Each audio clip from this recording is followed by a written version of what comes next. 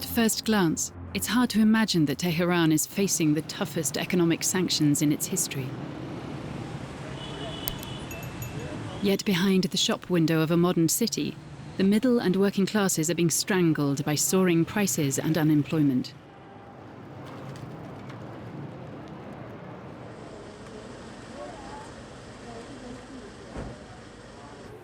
Akram lost her job in a factory in 2010 during the previous wave of sanctions. Today, history repeats itself for this mother who has converted to dressmaking. Day to day, these sanctions are really making us suffer. We can't cope anymore. It's very difficult. Compared to 2, 3, 4 years ago, we have much less work. Before, we'd receive orders from all over, but they have declined dramatically, so the workshop is often closed.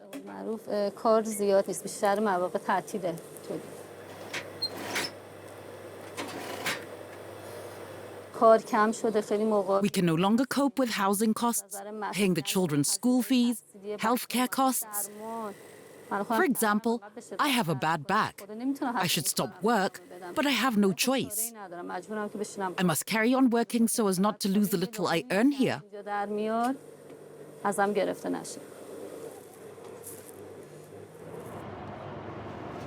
With just 60 euros per month, Akram's daily life has become a constant struggle to support herself and her son. It's really expensive. To buy rice, I have to ask for help from a charity. Now I can't afford a simple bag of rice. It's the same for legumes. I honestly don't buy any more. That's the truth. It's impossible.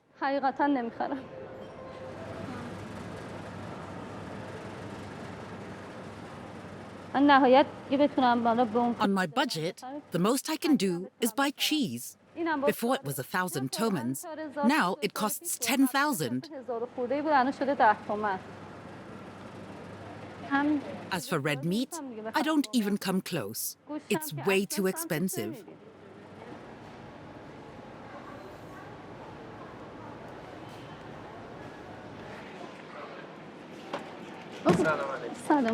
Hello.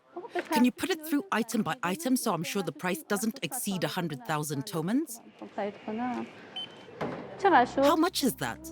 54,000 toman.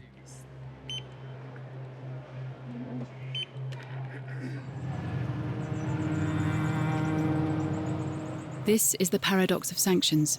Products are available, but because of rampant inflation, not much is accessible to the Iranian people, who now survive thanks to state aid. Mishad, please come and help. Take this. Thank you. At 17, Akram's son has had to give up his passion, football. He takes on odd jobs to pay for his studies.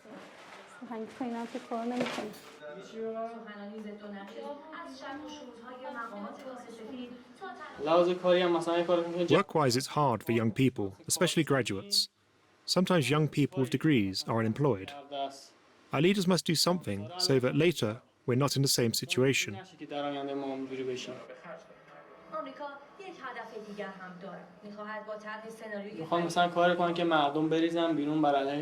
The Westerners want us to rise up and take to the streets against the state. They want to give a good image of themselves and have us believe that our state mistreats us, doesn't look after us. Therefore, we shouldn't support it.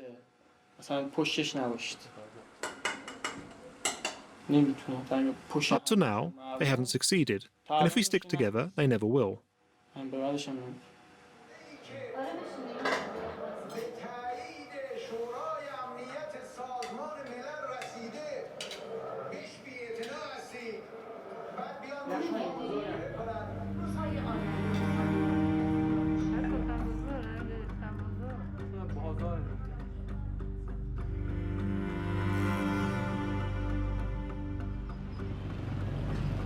Far from the daily restrictions, propaganda praises the country's economic independence from foreigners.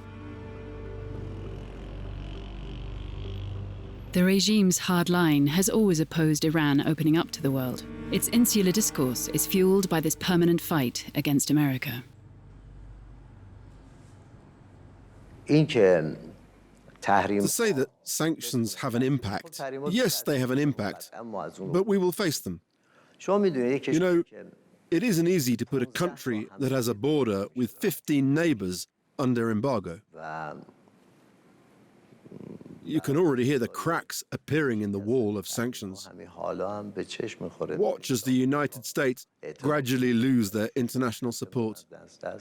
For our part, we remain focused on our own production capacities.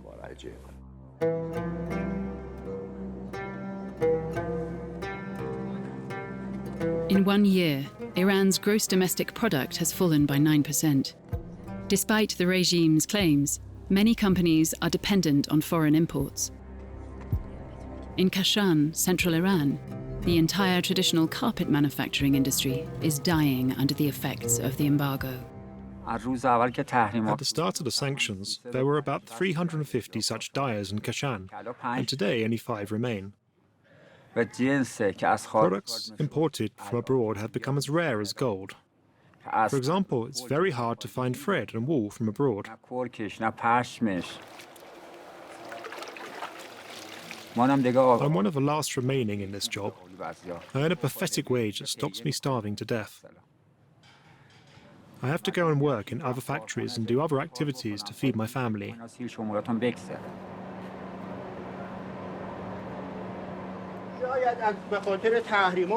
As a result of this embargo, the chemical ink we usually use for dyeing has become 15 to 20 times more expensive.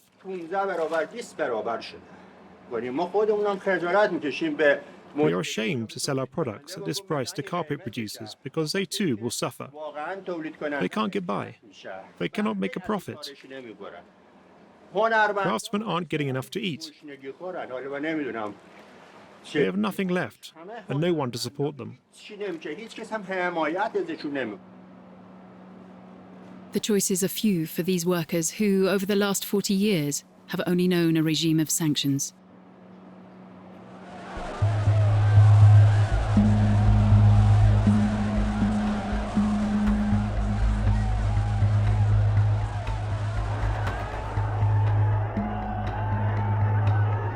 Since Ayatollah Khomeini came to power, relations between Iran and the United States have been punctuated by embargoes.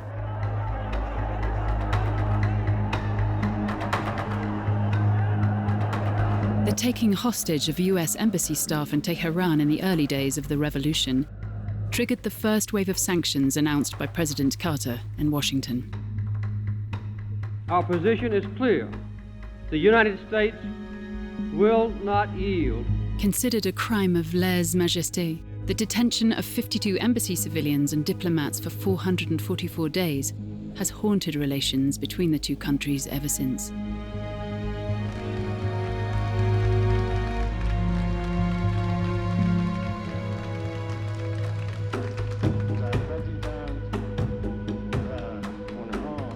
Dozens of retaliatory measures followed as diplomacy advanced, then faltered.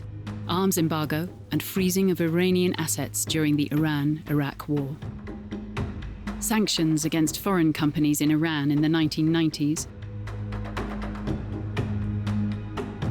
The Mullah's Republic was accused of financing terrorism through the Revolutionary Guard. This paramilitary organization, under the direct authority of the supreme leader, arms and trains Hezbollah in Lebanon and Palestinian resistance movements. It threatens Israel and supports Shia militias throughout the Middle East. Years of a shadow war against the interests of the United States and their allies. The United States of America will not permit the world's most dangerous regimes to threaten us with the world's most destructive weapons. Branded as part of the axis of evil by George W. Bush, Iran attracted the ire of Republican neocons in the 2000s, as well as Democrats. Thus, Barack Obama began a new series of sanctions against Tehran, joined by the UN and Europe. The international community then hoped to contain the nuclear ambitions of the Islamic Republic, led by the very conservative Mahmoud Ahmadinejad. During the Bush administration, and certainly during the Obama administration, sanctions were intended to be leverage for diplomatic success. That was the point, that you were going to apply pressure so that you could take it away as part of a negotiated agreement to deal with the nuclear issue. Obama would not have been sad if the regime had transformed itself. A true democracy emerging inside of Iran, I think, would be something that would be appreciated by countries around the world. But Obama explicitly said that Iran's government is Iran's government, and that we respect the sovereignty of the Islamic Republic of Iran. So he was not looking to change the regime in Iran. 5 years later, in Vienna, this sanctions policy was a great success. After long years of negotiations, Iran and the 5 permanent member states of the UN Security Council, along with Europe and Germany, signed an historic agreement. The Islamic Republic officially renounced nuclear weapons in exchange for the gradual lifting of international sanctions. This nuclear deal meets the national security interests of the United States and our allies. It prevents the most serious threat, Iran obtaining a nuclear weapon, which would only make the other problems that Iran may cause even worse. That's why this deal makes our country and the world safer and more secure. Obama looked at the Middle East as a region that had always complicated U.S. Foreign policies. And he was looking to try and find a way of getting us out of the Middle East quagmire that he saw, with whether it's with Iraq or whether it's with Afghanistan or the broader regional conflict. And I think he thought that trying to get a resolution of the nuclear issue and other regional issues with Iran would be one step towards doing that. That didn't mean that he thought that that would transform the Middle East or that he was trying to hand Iran control of the Middle East, as some of his opponents have said. But I think Obama believed that a nuclear agreement would be one of the first steps towards a different U.S. relationship and U.S. set of interests in the Middle East than what it had been over the course of the last 20 or 30 years. The Iranians never said, we are signing this agreement, which means that we intend to modify our position with regard to Syria, Iraq and Yemen. No, that wasn't in the contract. Though not perfect, this agreement provided certainty that in 10, 15, 18, 20 years, according to the clauses, there is an absolute prohibition on military nuclear technology under the control of the IAEA. Nobody will get all they want. We didn't get all we wanted. The United States didn't get all they wanted. French, Germany, Britain, even China and Russia didn't get all they wanted. And it's the nature of this type of negotiations. I wouldn't accuse anybody of being tough or being soft. It's just a process of negotiations.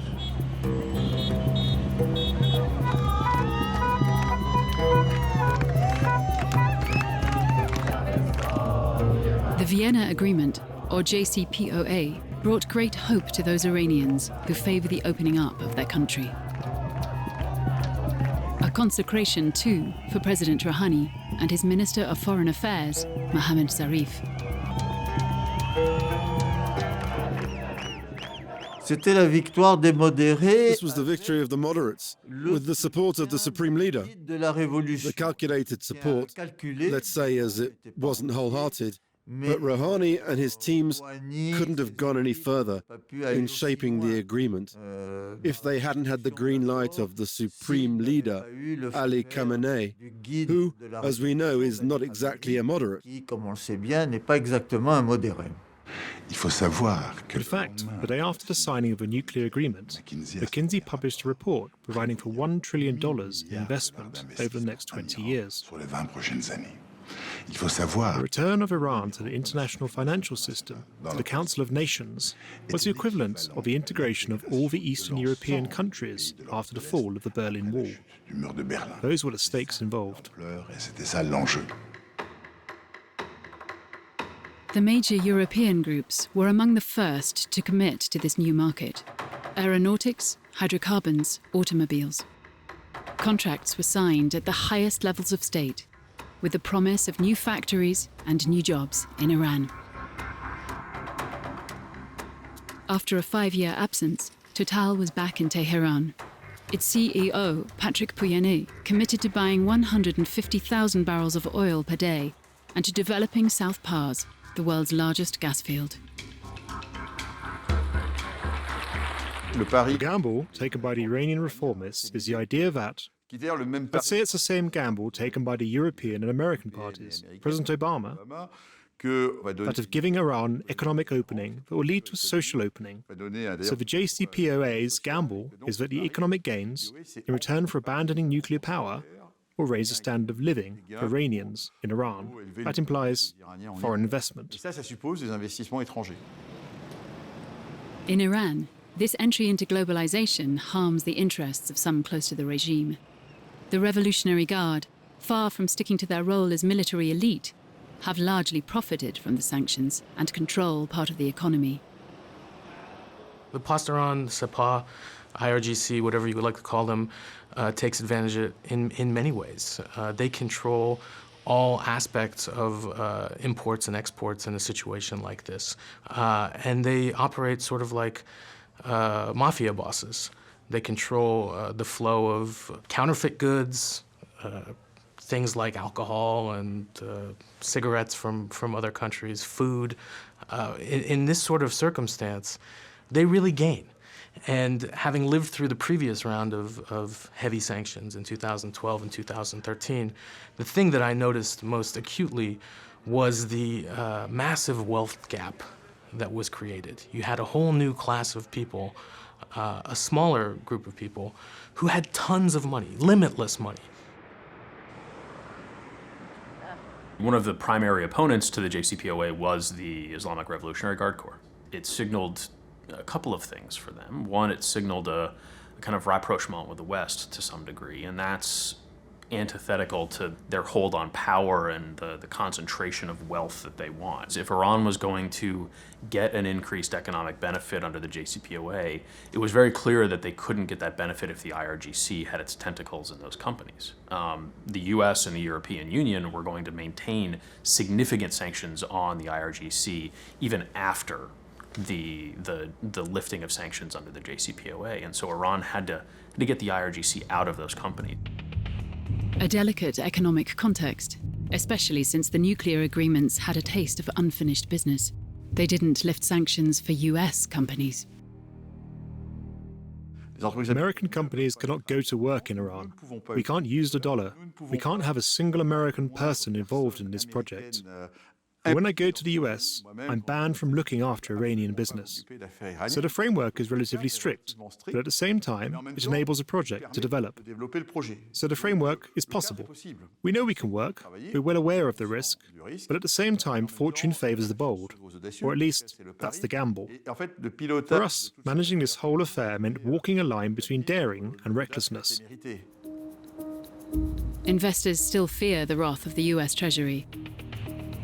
Over the years, it has become a war machine in the service of US sanctions policy.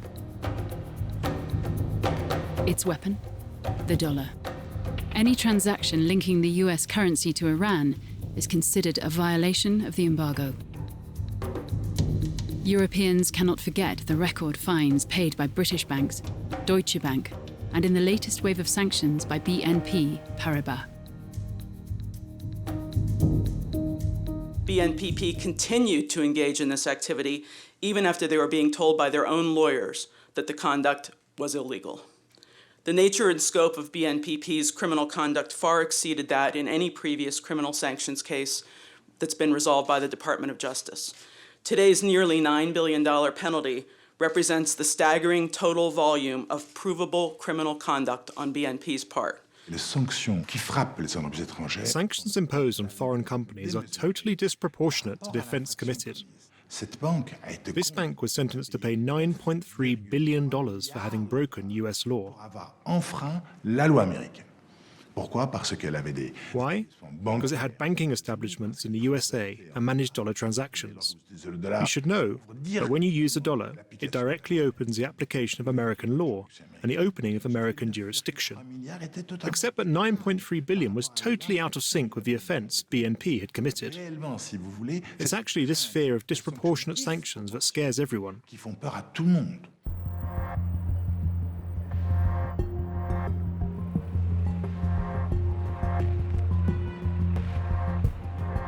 In the United States, part of the political class is deeply opposed to the nuclear agreements. Powerful lobbies, such as UANI, are undermining their implementation. This organization, close to Israel and Saudi Arabia, counts former members of the Bush administration among its ranks. Its aggressive methods, threats, corporate pressure worry potential investors. I had a theory that we could engage in economic warfare. Instead of using soldiers and bullets, to try to use pen and ink to convince a regime to change its behavior, not only for the benefit of the United States, but for France and the Iranian people even. I've contacted hundreds of French companies and delegations, but I've also sent thousands of letters to Italians, Germans, Chinese, Russians, Americans. And look, my letter is very simple. It's basically a similar letter. We do very accurate research. And if your television channel was trying to profit and make money in Iran, they would get a letter from me. And I would say to your company, look, you're making a decision to do business with the most oppressive, brutal, nuclear weapon-seeking regime in the world. I would suggest to you that that's wrong. Certain companies contacted me to show me these letters. They're extremely detailed, what you might call letters of intimidation.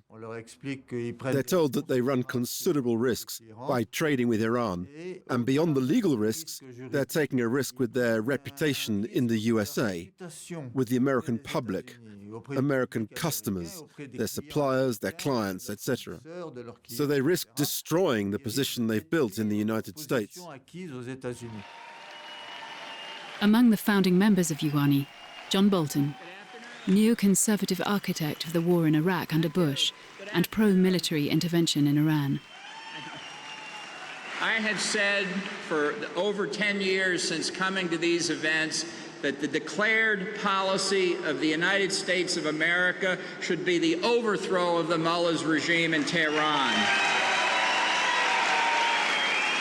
And that's why before 2019, we here will celebrate in Tehran. Thank you very much.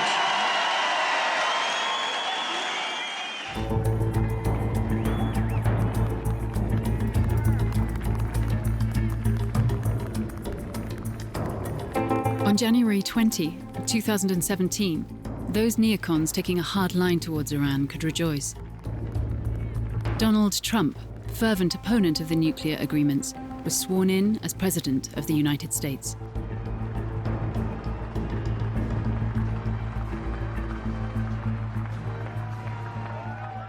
He had made it very clear that he did not like anything that Barack Obama had done. So one of his major tasks in life was to destroy the legacy of Barack Obama. He had also criticized the nuclear agreement, but I think most of that criticism is to please various pressure groups in the United States rather than to advance the interest of the United States. I think if the United States is interested in non-proliferation, then it won't get a better deal than the JCPOA. In March 2018, Donald Trump hired John Bolton as National Security Advisor. The showdown with the Islamic Republic could begin.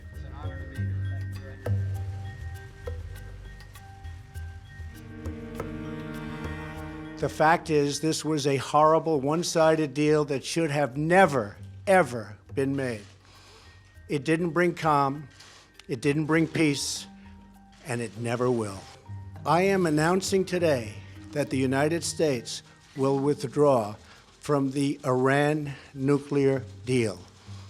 In a few moments, I will sign a presidential memorandum to begin reinstating U.S. nuclear sanctions on the Iranian regime. The US president unveiled his policy of maximum pressure, a series of sanctions on a scale unprecedented since the founding of the Islamic Republic. Trump said he wanted to negotiate with the Iranians as a way of pushing the Iranians to the negotiating table. Pompeo, his Secretary of State, presented Iran with a list of 12 demands, preconditions for negotiation, the conditions of an agreement, which were totally one-sided, draconian for the Iranians, for the Iranian regime, because accepting these conditions was actually committing suicide. On the one hand, denouncing the agreement when it was being observed by the Iranians, and on the other, demanding they negotiate a new agreement that included not only nuclear issues, but also everything else going on in the Middle East, plus the ballistic issue. It was a case of not really knowing what you're dealing with. ما نمی‌توانیم دعوت به مذاکره کسانی را باور کنیم که اعلام می‌کنند سخت‌ترین تحریم‌های تاریخ را علیه کرامت و معیشت ملتمان اعمال کردند.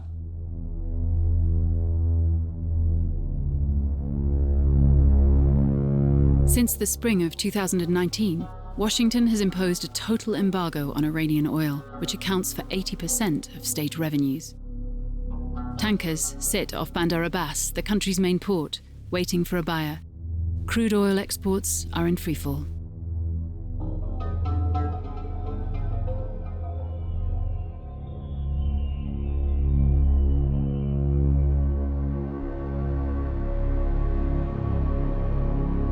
Even the Chinese have partially complied with sanctions, but they continue to discreetly buy hundreds of thousands of barrels of crude and transport manufactured products to the Iranian coasts. The market is risky. Information on Iran's trade with third-tier countries has become highly sensitive. Washington and Tehran are waging an intense intelligence war.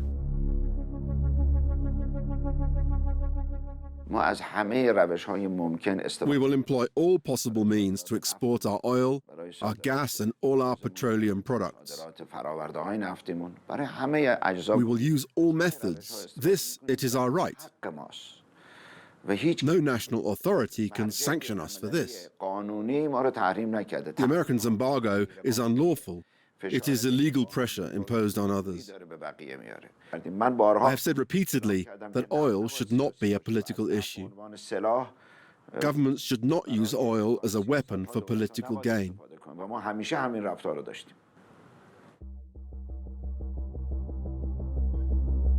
Iran is no longer selling its oil, so it threatens global supply.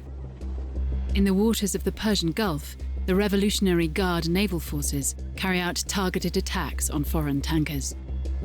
With the impounding of a British tanker and the destruction of a US Navy drone off the coast, the mullah's regime is testing the Americans' capacity to react and the warlike declarations of their president.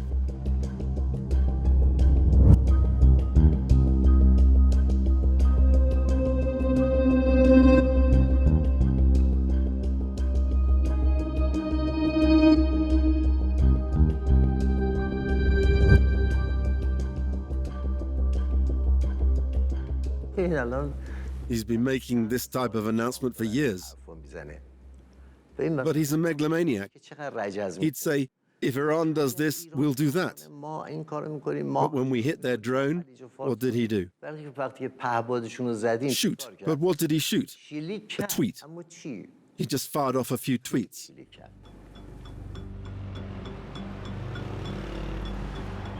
Threatening the Persian Gulf and resuming nuclear activity, Iran decides to renew uranium enrichment beyond the threshold set by the international community.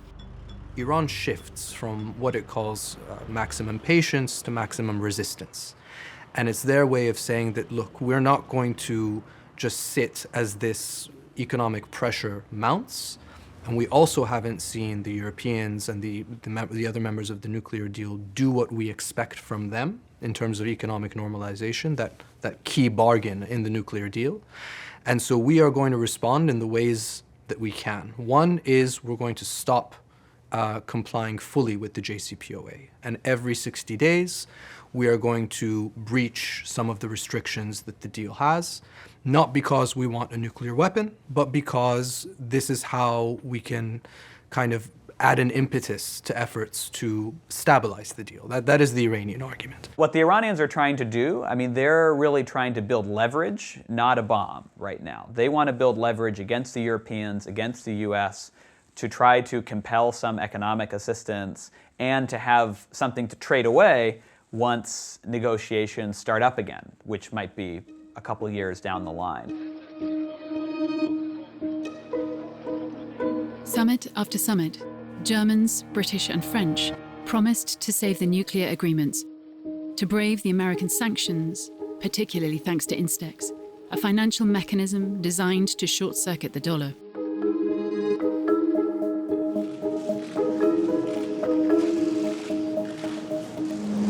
Das wird dazu beitragen, dass auch im Iran anerkannt werden muss, dass wir unseren Teil zur Erfüllung unserer Verpflichtungen tun. Und wir erwarten jetzt vom Iran, dass er auch seinen Teil seiner Verpflichtungen erfüllt, in diesem Abkommen bleibt und sich auch dem Abkommen gemäß verhält. Take all of the initiatives proposed by Europe. One after the next ended in failure. They announced the creation of a fund which was to finance major industrial projects in Iran. We haven't seen a ghost of the reality of the transposition of this fund. They said we're going to ask Pompeo, US Secretary of State, for exemption for major European firms like PSA, Total, Renault, to continue working in Iran. And the answer came in writing, no. I had contacts with the US authorities, with the Secretary of State. The Secretary of the Treasury met with me, and when I asked if there was any room for discussion whatever, clearly said, there's no room. The decision is very clear. We've decided to pull out of this agreement, and we'll see it through. That's the theory behind the maximum pressure sanctions. The question is whether Europe wants to use its weight, whether Europe wants to use its clout, or whether it wants the United States to be able to advance its policies which are detrimental to European interests without even spending a dime. The United States only threatens, and it can advance its policies. It's not even spending a dime. It's not even investing. And Europe simply takes that threat.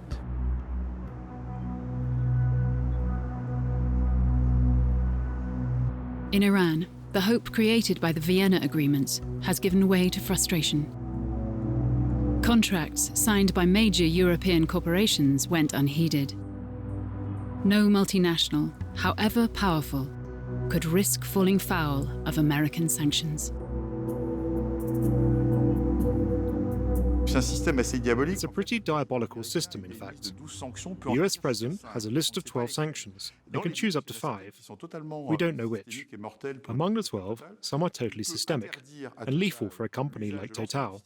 You can ban Total from using the American financial system, so I couldn't use the banking system. For a global international company, if I can no longer issue dollar bonds, I won't be able to run Total. You can ban any American from holding shares in Total. 30% of my shareholders are American. So what the sanctions reveal, in fact, is the power of American capitalism, imposing its American vision on international companies.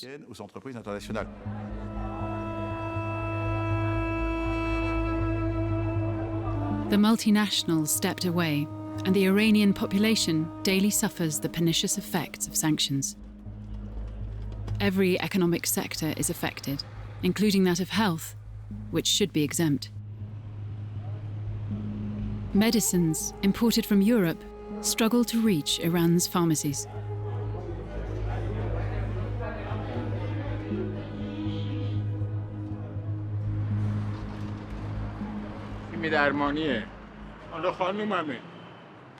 It's for my wife's chemotherapy.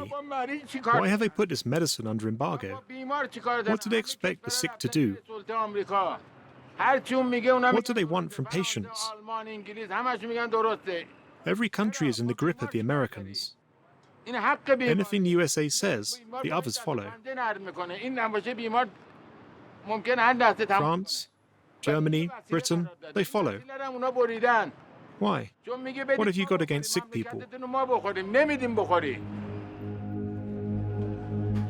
Iran has its own pharmaceutical industry, but drugs with complex molecules, such as cancer treatment and rare diseases, are only produced abroad.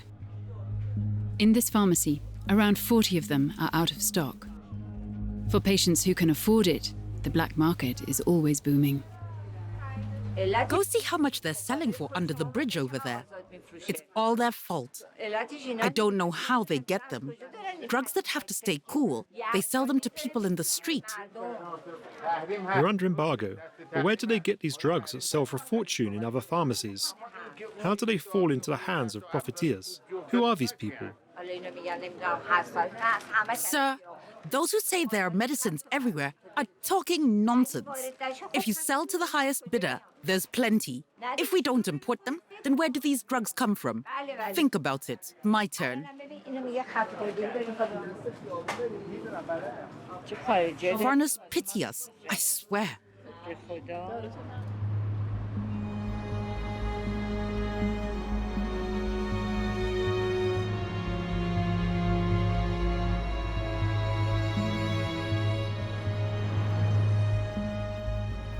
The health crisis is looming. At Mahak Hospital, which specializes in the care of children with cancer, staff fight daily to ensure continuity of treatment. This establishment is an institution in Iran. It welcomes children and their families from all over the country free of charge, thanks to private donations. Never, since its creation 20 years ago, have sanctions had such a negative effect on the way it runs. We are continually asking people who have the chance to travel abroad to bring us any medicine they can collect. To date, thanks to these efforts, no child has yet died in this hospital from a shortage of drugs. We managed to continue protocols, but all that is very provisional. Today we can manage, but tomorrow, in 2 weeks, when we can't find anyone to bring us treatments from abroad, we'll be faced with a serious problem.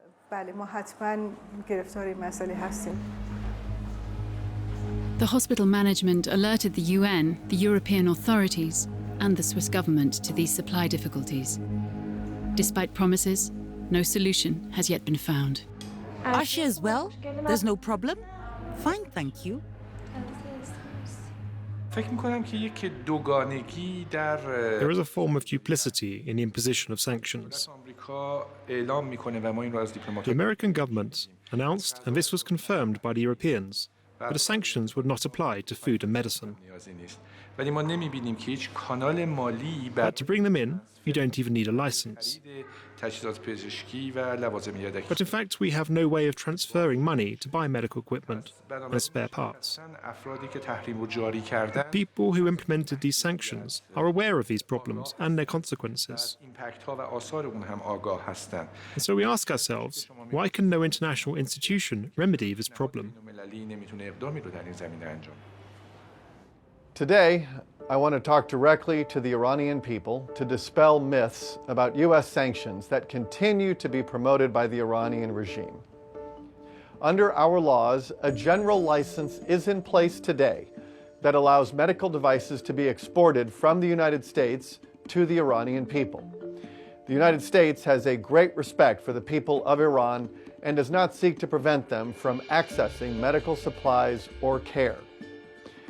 President Trump is committed to supporting the people of Iran and hopes one day for a better future between our two peoples. You can say that humanitarian trade is exempted, it is, but when the owner of probably 90+% of the foreign exchange in Iran or available to Iran is the central bank, which can't be used for that trade now, it's hard to say that trade can happen. And so that's been a particular failing of the Trump administration's policy, is both kind of the steps taken to close off those areas that are available for that kind of trade, and the kind of unwillingness of the administration and its officials to support that trade. And it's been a real problem. It makes life for the ordinary Iranians worse, even though the administration claims to support ordinary Iranians.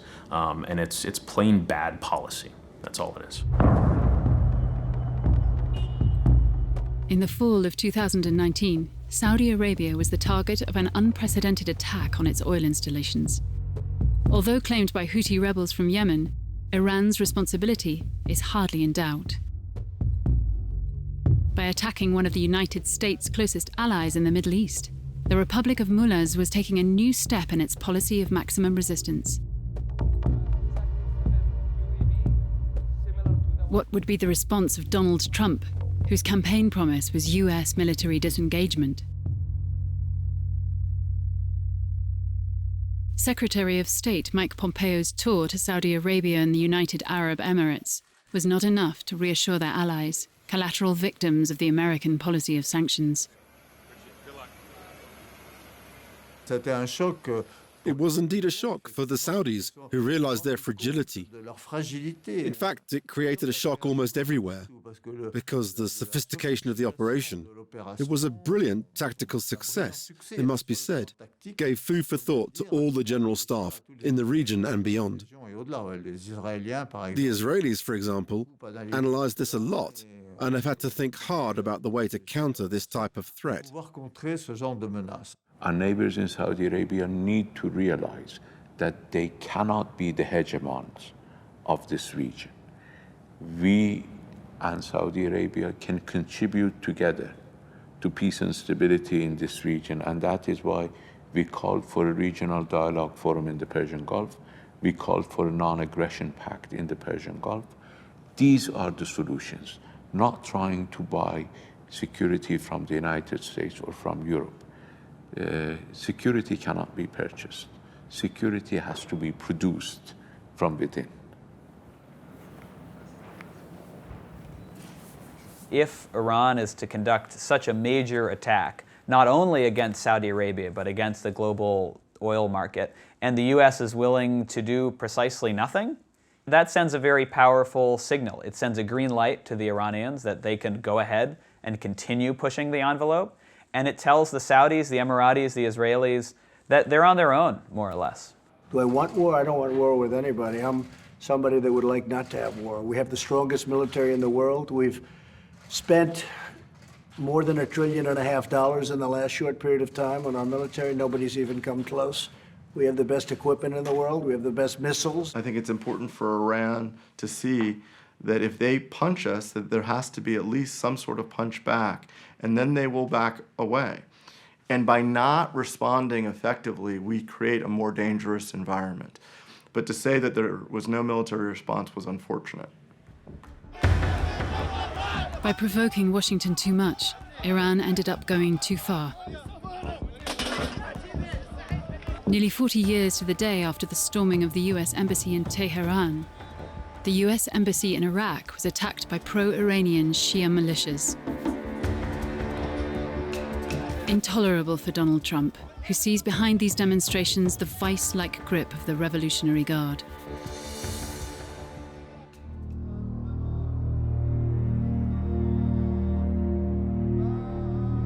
His riposte reached the heart of the regime.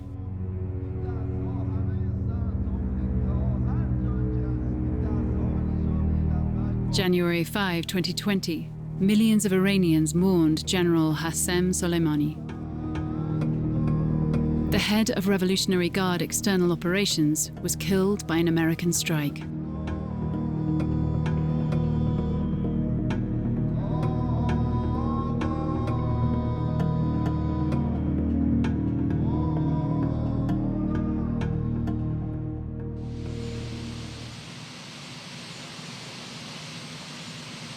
We killed the #1 terrorist in the world, Soleimani, and it should have been done 20 years ago. We'll see you at the game. Thank you. He was offered several choices, and he went for the most transgressive, in a way, to hit an official figure and to kill him, not on a battlefield, which would have been normal in a fight between enemies, but like a vulgar terrorist, shooting him down like Osama bin Laden.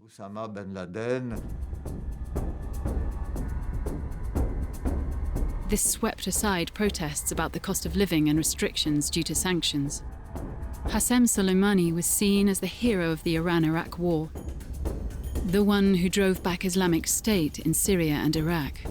His assassination once again fueled Iranian anti-American feeling, the cement of the Islamic Republic for 40 years.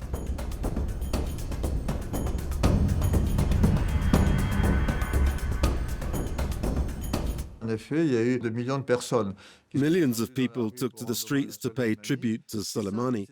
But that was spontaneous. The regime can always drum up a few 100,000 in the street by mobilizing its troops, its followers, by providing buses. But there, what we saw was unexpected. There really was a popular, collective, spontaneous emotion. But this was Iran. Iran as a nation. It was the honor of Iran. Beyond the regime, even if you don't like them, it was the honor of Iran that was attacked. And that's something about which the Iranians can get quite touchy, it must be said.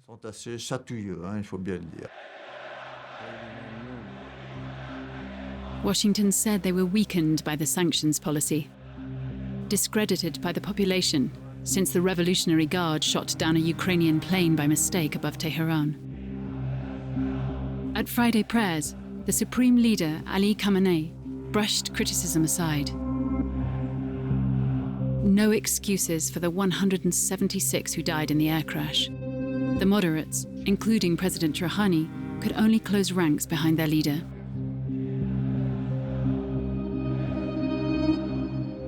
Do the sanctions change the way they behave?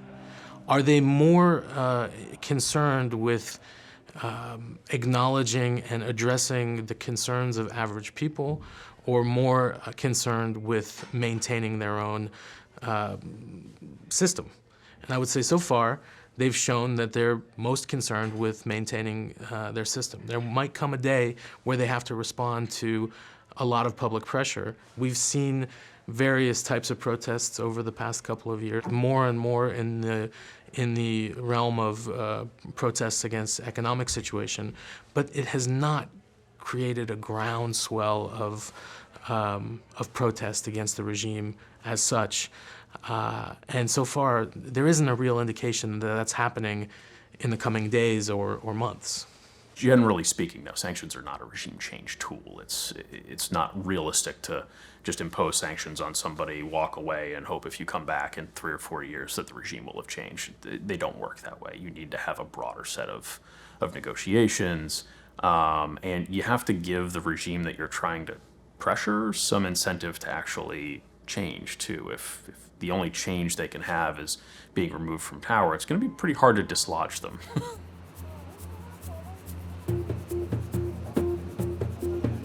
Far from forcing Iran into dialogue, the American policy of maximum sanction has pushed the country to extremes. Freed from the Vienna agreements, the Islamic Republic no longer limits itself to uranium enrichment. In just a few months, it could have the equipment needed to make nuclear weapons.